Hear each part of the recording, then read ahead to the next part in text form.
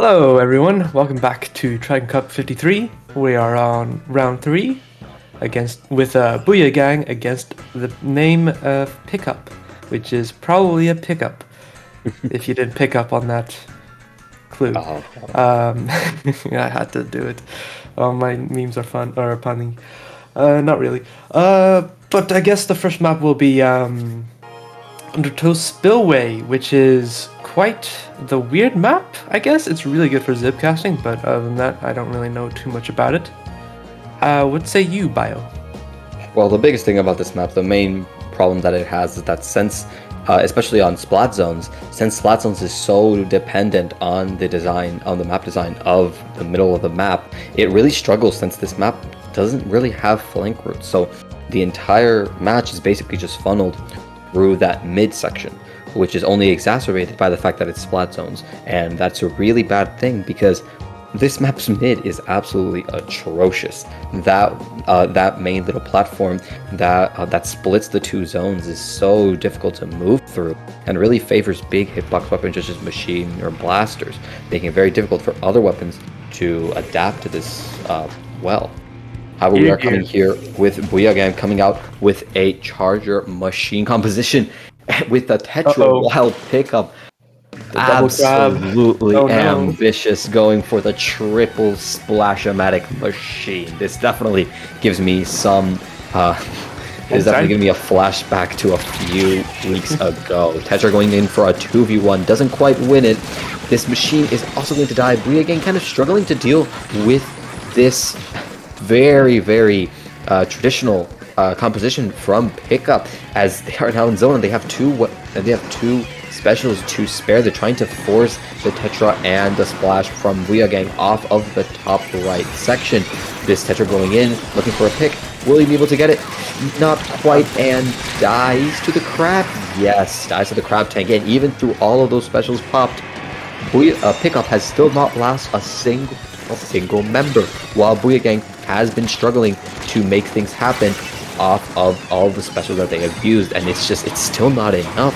Pickup are cycling their specials so well. They already have another tri-strike, while BooyahGang wasn't even able to fully to actually maintain zone for very long. They only managed to flip it for a few seconds and put a bit of penalty on Pickup, but it just wasn't enough. Pickup are doing such a great job of holding map control. This machine looking for a shark. That may be crucial if you can get the pick on the crab. Not quite, but it does force him into ball form and to play very far back. It is a trade, which isn't ideal, but it's still just so devastating for BooyahGang. They're really struggling to push against this wall of chip damage and just all these AoE that Pickup is dishing out, all those specials, all that map control. But just as I say that, commentator's curse. Pickup does eventually go down three players down, and BooyahGang starts setting up in front of their spawn. Yeah, that intense dominating nature of theirs really just, wow, what a showcase for the first half of the game. But I see that BooyahGang's finally picked up their steam and is finally kind of, in the lead now with a bit of near spawn camping against Pickup. But Pickup's definitely not done with their attempt at domination here, where they're really keeping them at bay. Well, finally they broke loose. Will they be able to recapture their zones in time? Maybe? I mean, 4 of them went down, so probably, yeah, there's the stall, and here's the recapture. Oh, never mind, the clutch one keeping of the zone from BooyahGang there.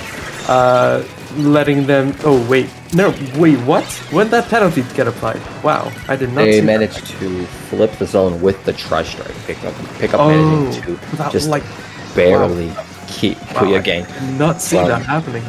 Yeah, it was very split second, but those few frames of zone capture was the difference between knockout or further gameplay. And the Tetra manages to get 2, making up a lot of space on the left side for their team. Pickup struggling, left reeling from this raw aggression coming from BooyahGang.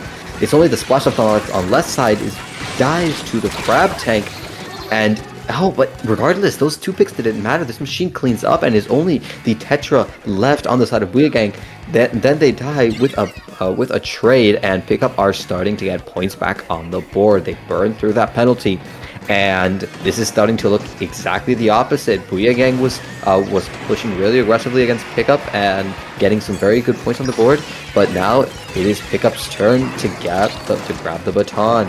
They're really struggling, and BooyahGang is really struggling to once again push against Pickup's composition. All those specials, all of that chip damage, all of those walling out tools such as the bombs is making it very difficult for the Tetra to get in. But regardless, this Tetra is still making it work. Gets 1 pick on the right side, and Pickup slowly but surely is starting to crumble against this Tetra's very fast play style.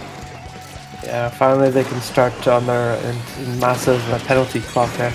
I thought that Splatoon never ran at a consistent 30 FPS. Wow, really thought. Booyah just, wow, there's a real nice exchange of Booyah bombs. Crab coming out here just to destroy that sniper's life.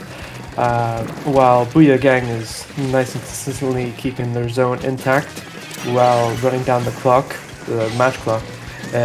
Not even their zone clock. They don't really need that at this point. They just need to keep the zones away from Pickup, and that's game.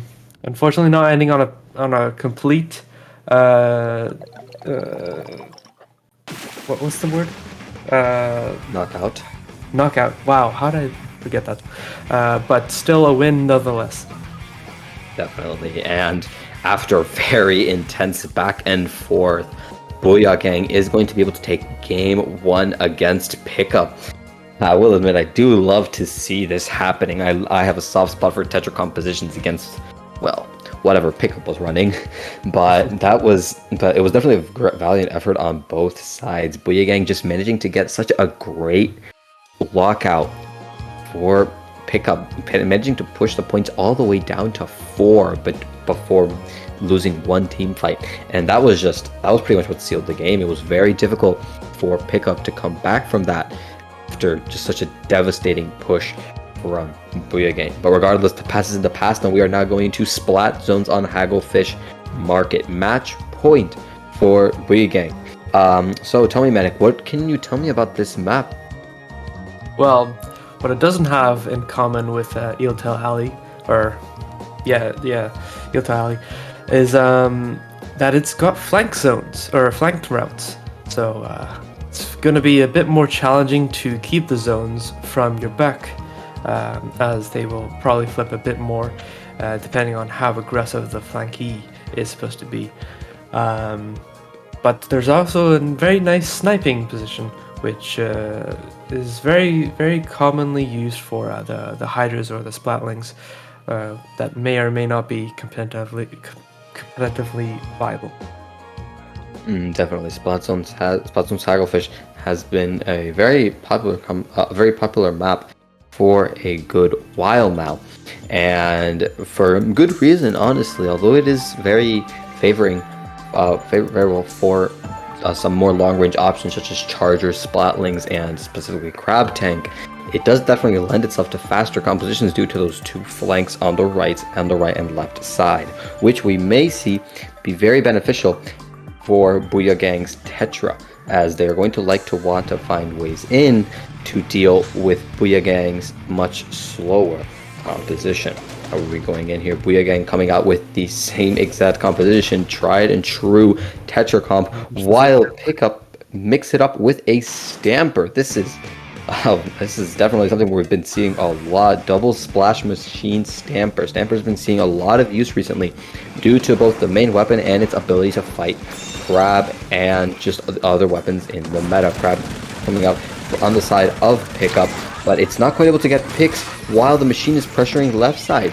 BooyahGang are just able to take more space more effectively and faster than Pickup, and that's just leaving Pickup without much space to do what they want, to pop their specials, to make a meaningful impact with the tools at their disposal. And we're seeing how BooyahGang is playing off of that fact, doing a great job of just this raw aggressive power from all weapons, making it very difficult for Pickup to really do anything. Stamper looking for some picks, but not quite able to find one, but it's still just not enough. BooyahGang is doing a great job. Look at this. It's already down to 30 and 3 down on the side of Pickup. And this Tetra is in the spawn of Pickup, making it very difficult for them to really go anywhere. Even if they manage to fake the Tetra, they're going to have to go a long way to zone. It's 7 points remaining, and I think that's just might be game. Unless they manage to paint it, it's not. And after a very close game 1, BooyahGang is going to be taking this set 2-0 in a very dominant game 2. Manic. Such a quick game that There was no chance very fast game. to even switch commentators. Wow, it's a one commentator game there. Very nice. Definitely. That was very, very fast. Very incredible. And just like that, just as fast as it came, as fast as it goes, and we will be right back with your match number 4 of Triton Cup 53. Stay tuned, folks. See you in a bit.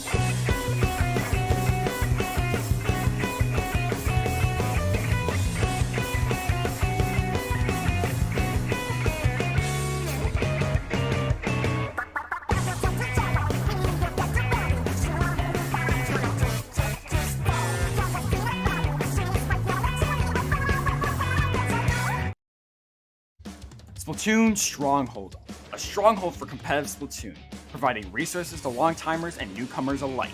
If you're new to the competitive scene or still figuring out how to join, we have a getting started guide and plenty of other resources to help you in your journey. If you are a seasoned veteran, we still have plenty to offer. You can find and join tournaments as well as participate in our Captain Forum and find free agents and teams. Our mission is to make competitive Splatoon easily accessible to everyone. So what are you waiting for? Join the Splatoon Stronghold today!